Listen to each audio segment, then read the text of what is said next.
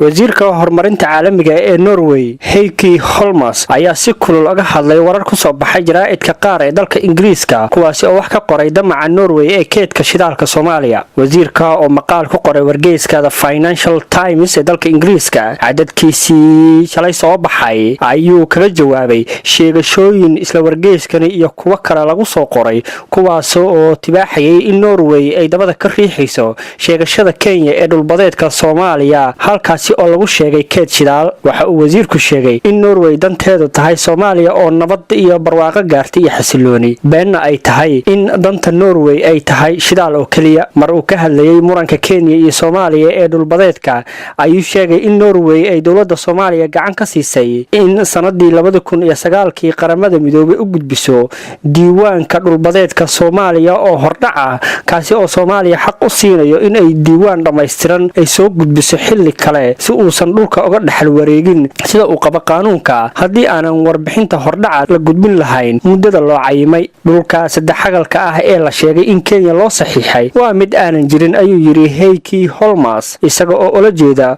dhulka ay Kenya ku sheeganayso Soomaaliya oo u samaysan qaab saddexagal ah. waxa kale oo uu sheegay in Kenya iyo Soomaaliya ay gaareen isfaham ay u gudbiyeen guddiga xariiqista dhulbadeedka wadamada adduunka ee qaramada midoobay kaasi oo ay ku qoreen in isfahamkoodu uusan sinaba u hor istaagi doonin xadeynta mustaqbalka la sameyn doono taasi oo ka dhigan in labada dal ay isu ogolaanayaan in mid kasta uu gudbiyo dhulka uu leeyahay baaxadiisa sida uu waajibinayo qaanuunka qaramada midoobay. wasiirka waxa uu intaas ku daray in Norway ay dawladda Soomaaliya kala shaqeynayso sidii xasilooni loo gaarsiin lahaa Soomaaliya. inkasta oo uu hadalka sidaas u dhigay haddana waxa soo baxay warar sheegay in Norway ay aad ugu dadaashay in ergeyga qaramada midoobay ee Soomaaliya loo magacaabo diblomaasi dalka Norway u dhashay balse ay arintaasi kaga guuleysatay dawladda Britain oo diblomaasi ka tirsan xilkaasi loo magacaabay kaasoo lagu magacaabo Nicholas Case. dhawaan wafti uu hogaaminayo gudoomiyaha baarlamaanka Soomaaliya